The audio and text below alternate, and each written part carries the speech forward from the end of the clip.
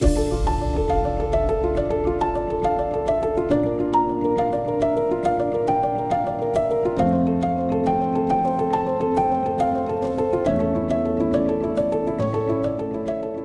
Hello और नमस्कार, आपका स्वागत है बीते दिन के पहले एपिसोड में। मैं हूँ रुचिका शर्मा।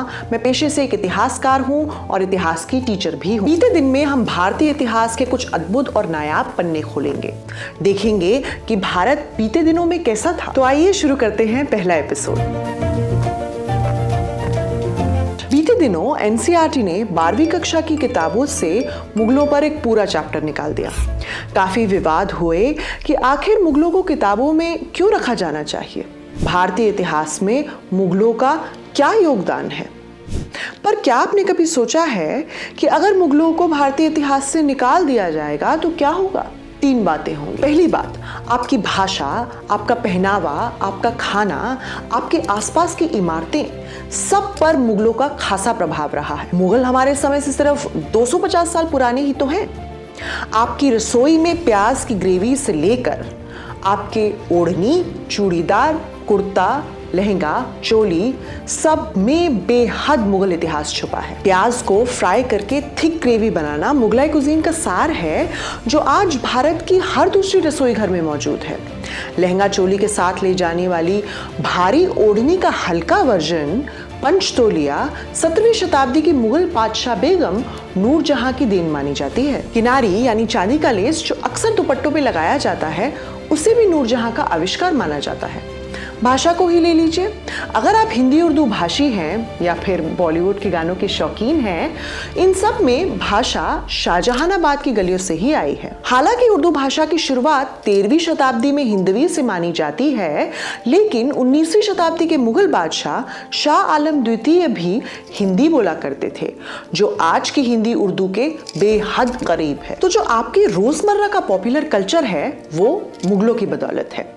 तो अगर मुगल इतिहास को किताबों से हटा दिया जाएगा तो आप अपनी ही लोकप्रिय संस्कृति के इतिहास को कैसे समझ पाएंगे? दूसरी बात, जब मुगलों के ग्लोरी डेज खत्म हो गए 1707 में औरंगजेब की मौत के बाद, तब भी भारत में कई ऐसे शासक थे जो मुगलों से लेजिटिमेसी लेते थे। जैसे कि मराठा सिंधिया शासक जंकोजी राव जब 1833 में राजा बने, तब उन्होंने दिल्ली में बैठे मुगल बादशाह अकबर द्वितीय से खिलात मांगी। खिलात एक तरीके का कपड़ा होता था जो मुगल बादशाह ने एक बार पहना हो तो उनकी बेनेडिक्शन से सराबोर हो गया हो, और फिर इसे इनाम के तौर पे मुगलों के लिए काम कर रहे लोगों को दिया जाता था। जंकोजी मुगलों के लिए काम नहीं कर रहे थे, पर फिर भी उन्होंने मुगल बादशाह से खिलात लेकर अपने आप को मुगलों के इतिहास के साथ जोड़ना जरूरी समझा। ऐसे ही उदयपुर के सरदार सिंह जब 1838 में राजा बने, तब उन्होंने मुगल बादशाह बहादुर शाह जफर को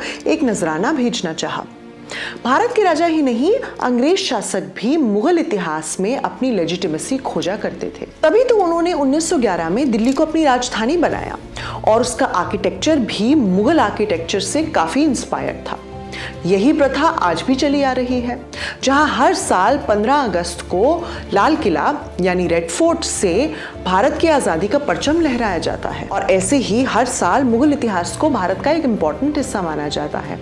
अगर मुगल इतिहास को किताबों से गायब कर दिया तो जो भारतीय इतिहास का एक लॉजिकल फ्लो है, मुगलों से लेकर अंग्रेज से लेकर आजाद भारत का, वो हम कैसे समझ पाएंगे? कैसे समझ पाएंगे कि मुगल इतिहास का क्या प्रभाव रहा और उन्हें बाकी राजा और अंग्रेज शासक क्यों इतना खास मानते थे? तीसरी और आखिरी बात, मुगलों का इतिहास 1526 से शुरू होकर 1857 तक का है। 300 साल से भी ज्यादा का भारतीय इतिहास जो मुगल शासकों ने खुद बड़े ही सटीक ढंग से लिखवाया। अंग्रेजों के आने से पहले का सबसे वेल डॉक्यूमेंटेड इतिहास है ये।